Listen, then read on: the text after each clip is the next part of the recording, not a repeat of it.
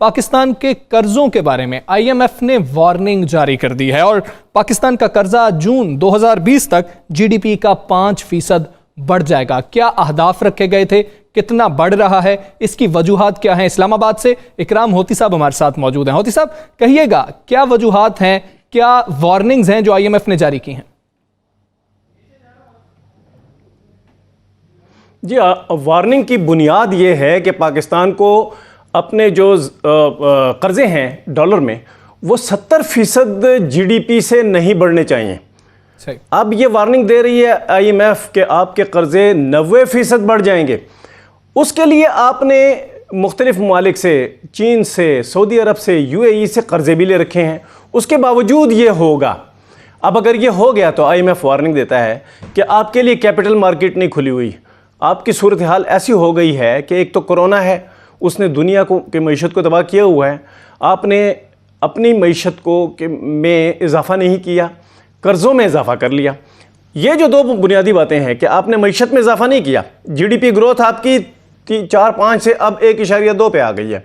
उसके अलावा आपने अपनी डॉलर के रिजर्व्स में इजाफ़ा नहीं किया, आपने तरसीलात ज़र जो बैरून मुल्क से पाकिस्तानी भेजते हैं उसमें इजाफ़ा नहीं किया, आपने कर्ज़ों में इजाफ़ा कर लिया है। कर्ज़े आपके 80 बिलियन डॉलर से 120 बिलियन डॉलर पे चले गए, 40 अरब डॉलर आपने कुछ थोड़े से ही अरसे में ये कर लिया है। अब जो वार्निंग है वो ये है कि आपके चूंकि ज़खायर जो हैं फॉरेन करेंसी के वो नहीं बढ़ रहे, एक्सपोर्ट ने नहीं बढ़ना आपके 1-2-3 साल, जो बाहर से पाकिस्तानी रकम भेजते हैं वो इस साल भी तकरीबन 3-4 अरब डॉलर कम आ रही है, वो 25 अरब डॉलर नहीं आ रही, वो 21 से भी आगे शायद ना बढ़े, वो भी कम आ रही है। आपकी एक्सपोर्ट भी इस साल 2 साल 3 साल कम होगी। जो ये सूरत हाल आपकी बन गई है तो जो आप बॉन्ड बेच के दुनिया से डॉलर हासिल करते हैं वो आपके बॉन्ड भी नहीं बिकेंगे। ये जो सूरत हाल है, ऐसी वार्निंग आईएमएफ ने कभी हिस्ट्री में नहीं दी और बहुत कम मुल्कों को दी है दूसरी जगह पे भी, लेकिन पाकिस्तान को हिस्ट्री में ऐसी नहीं मिली। पाकिस्तान को जो पैसे दिए हैं उन्होंने 1.5 बिलियन के डॉलर के करीब, 1.4 बिलियन डॉलर, वो कहते हैं कि ये तो आपके जो अभी मौजूदा जो एमरजेंसी जो मामलात हैं उसको हल करने के लिए हैं, लेकिन आपने खुद एक रिज़र्व रखना था। वो रिज़र्व क्या था कि आपने एक एमरजेंसी रिज़र्व रखना था कि अगर आपने एमरजेंसी प्रोक्योरमेंट करनी है, मसलन अब जो कोरोना के लिए बाहर से रकम चाहिए, इंपोर्ट करने के लिए डॉलर चाहिए, वो इमरजेंसी रकम पाकिस्तान के पास नहीं है। वो 1.4 बिलियन डॉलर में से जब खर्च होगी तो जो कर्जे जो फौरी तौर पे अदा करने हैं वो भी एक इमरजेंसी पेमेंट है, जो उन पे सूद अदा करना है वो भी इमरजेंसी पेमेंट है। तो पाकिस्तान ने अपने आप को डॉलर में इमरजेंसी के लिए तैयार नहीं किया हुआ। जो आपने कोरोना से निपटना है उसके लिए पैसे नहीं हैं, जो आपने इंपोर्ट करनी है उसके लिए पैसे नहीं हैं, जो आपने फौरी तौर पे प्रोक्योरमेंट करनी है यानी लोकल प्रोक्योरमेंट करनी है हुकूमत ने, उसके लिए पैसे नहीं हैं, जो आपने सूद अदा करना है उसके लिए पैसे नहीं है, जो आपने कर्ज की वापसी अदा करनी है वो पैसे नहीं है। और इस सूरत हाल में आपका जो डेट स्टॉक है, कर्जों का जो हुजम है, वो बड़ी तेजी से बढ़ेगा। ये है असल वार्निंग। इस वार्निंग में पाकिस्तान को क्या करना चाहिए?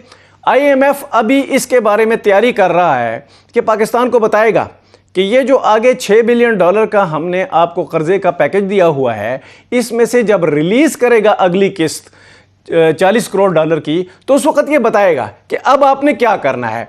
अगर ये बता दिया कि अब आपने टाइट करना है अपने आप को, तो फिर ये याद रखिए जो पेट्रोलियम की मसनूआत की कीमतें हैं जो कि आज $21 पे चली गई हैं फी बैरल पे, उसका फायदा आपको नहीं होगा। आप सस्ती गैस नहीं दे सकेंगे अवाम को और आप टैक्स रिलीफ ताजरों को नहीं दे सकेंगे। तो ये है वो वार्निंग जो कि बहुत ही खराब सूरत हाल की निशानदेही करती है कि बहुत मुश्किल वक्त पाकिस्तान पर, और इस हालत में भी डॉक्टर्स और जो हुकूमत है उनके दरमियान कुछ अनबन ही रही है। क्या ये अनबन वाकई ही दुरुस्त मुतालबात थे डॉक्टर्स के? क्या मसाइल मौजूद थे या फिर इस मामले में भी कुछ सियासत होती रही है? राना साहब, कहिएगा, ये मामला हल होता नजर नहीं आया, डॉक्टर शिकवे करते रहे हुकूमत से, क्या ये सब कुछ जेन्युइन इश्यूज थे या फिर पीछे कोई सियासत करता रहा है, हवा देते रहे?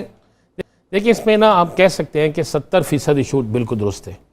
और इशू क्या था? इशू ये था कि जिस तरह आप देख रहे हैं पीआईसी में क्या हुआ, पीआईसी में जहाँ पे एक भी कोरोना का पेशेंट नहीं जा रहा, जिसमें कोरोना के पेशेंट ने वहाँ पे इलाज कराना नहीं है, वहाँ पे कोई आइसोलेशन वार्ड नहीं है, मगर वहाँ पर कई ऐसे मरीज़ गए कि जिन्हें कोरोना था लेकिन वो हार्ट की तकलीफ की वजह से वहाँ के कोरोना मुंतकिल होना शुरू हो गया और पीआईसी में कई डॉक्टर, कई नर्सिस, कई पैरामेडिकल स्टाफ के जो लोग हैं वो अब इस बीमारी में मुब्तला हो गए। अब इसी तरह मुख्तलिफ अस्पताल जहाँ पे आइसोलेशन वार्ड नहीं है, लेकिन वहाँ पे जो मरीज़ जा रहा है उसने कोरोना का टेस्ट नहीं करवाया हुआ, और अगर उसे कोरोना है तो उसको ट्रीट करने वाला डॉक्टर हो, चाहे उसे ट्रीट करने वाली मेडिकल टीम हो, चाहे उसे कोई भी वहाँ पे हो, मैं कहना एक आम हेल्पर हो वहाँ पे, वो भी इसका कोई ना कोई निशाना बन जाएगा। तो उसकी वजह से डॉक्टर्स जो हैं वो इतने खौफजदा हो चुके हैं कि वो उनकी डिमांड जो थी कि उन्हें वो तमाम सामान दिया जाए जिससे वो इलाज भी कर सकें और कम अज़ कम अपनी हिफाजत भी कर सकें, अपने आप को सेफ रख सकें इस कोरोना से। ये एक मुतालबे थे। अब इन मुतालबात के पीछे क्या होना शुरू हुआ, आप जरा थोड़ा सा गौर करना शुरू करें कि पहली दफ़ा हुआ कि पाकिस्तान पीपल्स पार्टी के डॉक्टर्स विंग जो है वो प्रेस कॉन्फ्रेंस कर रहे हैं, इससे पहले नहीं था। मियाँ मोहम्मद शहबाज शरीफ ने पाकिस्तान आने के बाद डॉक्टर्स में किटें तकसीम करना शुरू कर दी। अच्छा, जो किटें डॉक्टर्स में तकसीम की गई हैं ये वो कोरोना किट्स नहीं है, पीपीईस नहीं, ये नहीं है, बिल्कुल नहीं है। ये वो 180 या 200 रुपए की किट है जिसे बना के दे दिया गया, जो एक दिन में एक दफ़ा पहनी जा सकती है, उसके बाद पहनने के काबिल भी नहीं रहती। तो उसमें जो चीज़ समझ आ रही थी, जो एक रिपोर्ट भी इस पर तैयार हुई है कि इसमें तमाम लोगों ने अपने अपने साथ हमदर्दियाँ रखने वाले अपने विंग्स के जो डॉक्टर्स हैं उनको इस्तेमाल किया। डॉक्टर्स के मुतालबात जितने थे उनको बढ़ा चढ़ा कर कोशिश की कि कोई ऐसा फसाद बर्पा किया जाए कि अस्पतालों के अंदर डॉक्टर्स अपना काम करना छोड़ दें। और यही वजह है कि कुछ ये था, दूसरी तरफ कुछ ब्यूरोक्रेसी के अंदर भी कुछ ऐसी चीज़ें चल रही थी कि जो लोग अपनी अनापरस्ती पे आ चुके थे, या वो कह सकते हैं वो मैं ना मानू वाली चीज़ पे आ गए, तो जिस पर यह काम चलता रहा और चलते चलते काम इस पोजीशन तक पहुँच गया कि अब डॉक्टर वर्सेस हुकूमत ये एक ऐसा फड्डा चली है कि जिस जो ख़त्म होने का नाम नहीं ले रहा। इस वाले से बाकायदा रिपोर्ट है और इन रिपोर्ट्स में ये चीज़ें शामिल हैं कि किस किस डॉक्टर का किस सियासी जमात से ताल्लुक़ है, किसकी कितनी दफ़ा किससे राब्ते हुए, कौन लोग चाहते हैं ये प्रोटेस्ट ख़त्म ना हो और कौन लोग हैं जो मीडिया में आकर ज़्यादा इस प्रोटेस्ट को आगे ले जाने के लिए काम कर रहे हैं, और कहाँ पर डॉक्टर पुरअमन अगर रहना चाहते हैं तो उन्हें बिल्कुल पुरअमन नहीं रहने दिया जाता, उन्हें जानबूझकर गुस्सा दिलाया जाता है और कोई ना कोई ऐसा काम कर दिया जाता है कि डॉक्टर वर्सेस हुकूमत कोई ना कोई फटा हो। देखें, इसमें सफ़र करेगा तो मरीज़ करेगा, इसमें सफ़र करेगा तो आम आदमी करेगा, इस पर ना तो हुकूमत का कुछ जाएगा ना शायद डॉक्टर्स का जाए। तो ये मामला है, ये कन्फर्म हो चुका है कि 70% तो देखें डॉक्टर्स के मुतालबात बिल्कुल दुरुस्त है, 30% पे सियासत हो रही है और सियासत दो सियासी जमातों के दरमियान हो रही है। आप देखें कि अब मुस्लिम लीग नून जो है वो जाके मुख्तलिफ अस्पतालों में किट्स तकसीम करती हैं। देखें, वो जब किसी अस्पताल में जाती हैं वहाँ का पूरा अमला उनके साथ खड़ा होता है, वो नारेबाजी करते हैं, तो इसका मतलब है उनको कोई ना कोई उनके रूट्स तो मौजूद हैं और जिन रूट्स को वो इस्तेमाल कर रहे हैं ताकि हुकूमत के खिलाफ तहरीक बने। कोरोना के बाइस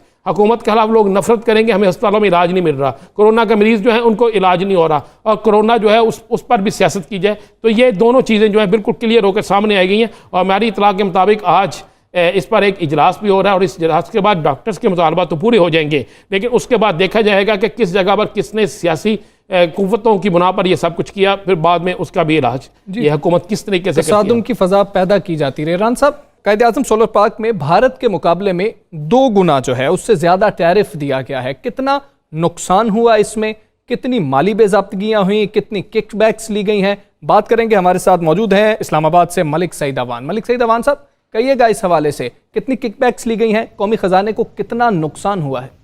जी, वज़ीर-ए-आज़म को IPPs की जानिब से ज़ायद अदायगियाँ करने के हवाले से एक रिपोर्ट पेश की गई है। वो रिपोर्ट हमारे पास मौजूद है जिसमें बताया गया है कि ज़्यादा टैरिफ देने की वजह से कौमी ख़जाने को 90 अरब रुपए का नुकसान हुआ है। 2 साल तक तो ज़्यादा टैरिफ दिया गया। 2 साल के बाद वफाकी हुकूमत और नेपरा को एहसास हुआ कि हमने टैरिफ ज़्यादा दिया हुआ है और 2 साल के बाद मज़ीद प्लांट्स लगाने पर पाबंदी आयद कर दी गई।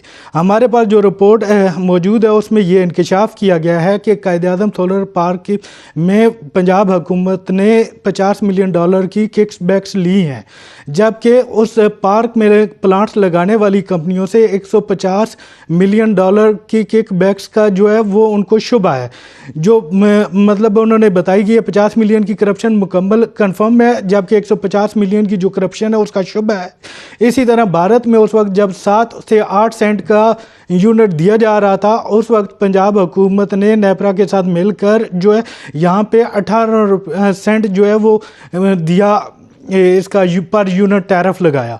ये टैरिफ ज़्यादा होने की वजह से ना सिर्फ इससे बिजली महंगी हुई बल्कि हमारी जो एक्सपोर्ट के अखराजात बढ़े और आलमी सतह पर उसके मुकाबले में कमी आई। अदायगियों का तवाज़ुन जो है वो भी ख़राब हुआ। और इससे मुल्क को 90 अरब का नुकसान हुआ। 2017 में जब आपको अंदाज़ा वफाकी हुकूमत ने इस पर पाबंदी आयद की, तहम उसके में जो पहले के उनके एग्रीमेंट थे वो मौजूद थे, और उसके तहत ये था कि 10 साल तक आप जो है वो 18 सेंट के हिसाब टैरिफ से बिजली सोलर पार्क में जो प्लांट लगेंगे उनसे ख़रीदेंगे।